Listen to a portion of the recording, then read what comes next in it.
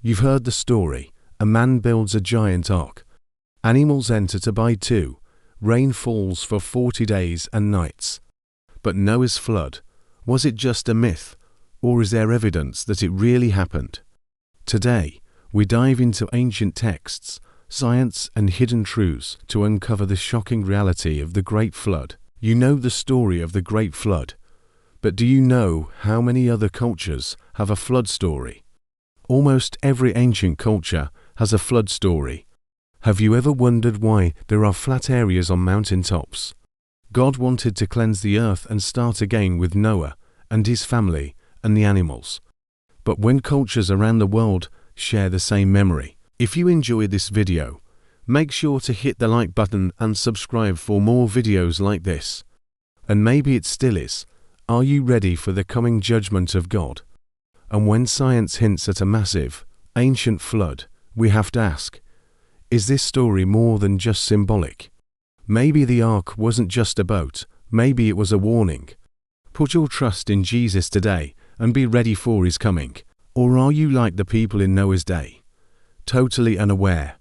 The choice is yours, for when he comes, will you be found worthy? He preserved them in the ark, while the rest was cleansed. It shows God's mercy and judgment. It also foreshadows baptism.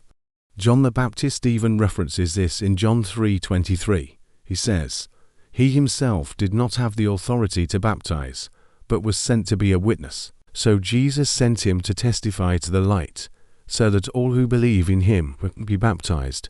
The flood also foreshadows judgment. In Matthew 24:37, Jesus compares the last days to the days of Noah, a time of unawareness until the judgment came. They contain rocks and soil that were carried by water and then deposited on top of the mountains. Judgment came suddenly, and most were not prepared.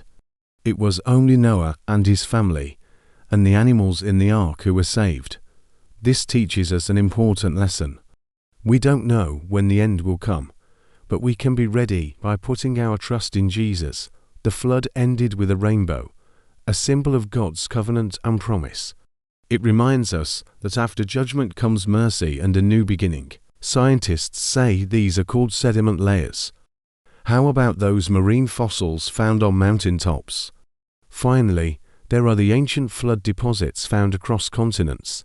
Fossils of sea creatures, found thousands of feet up in the mountains, seem to hint at a time when the land was underwater. Then there's the sudden extinction events found in archaeology. There are certain times where there are just gaps in the archaeological record. Whole civilizations seemingly wiped out, leaving no trace.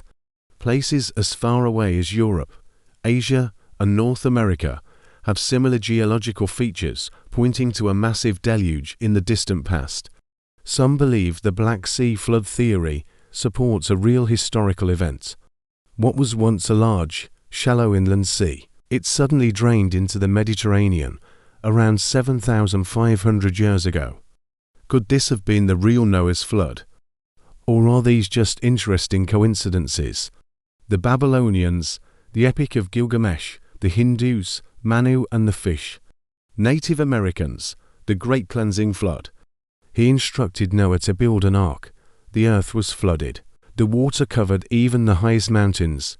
After 40 days and 40 nights, the waters receded. And afterwards, a rainbow was given as a covenant. The story of the flood is one of the most well-known stories in the Bible. Whether you believe it happened literally or symbolically, the story is full of moral, spiritual, and cosmic significance. The Chinese, the Greeks, the Sumerians, they all have similar tales. Is this just a coincidence? Or did something global actually happen? Something so monumental that cultures all over the world remember it. Let's go back to the beginning. What does the Bible say? Genesis 6-9. Mankind had become corrupted. God saw this and was grieved. But what does science have to say? Surprisingly, there's evidence that supports a global flood. So what does the flood mean spiritually? The flood wasn't just about water. It was about cleansing, a fresh start. So what should we take away from today's study? The Great Flood may sound like a bedtime story. You hear it once upon a time. Thanks for watching.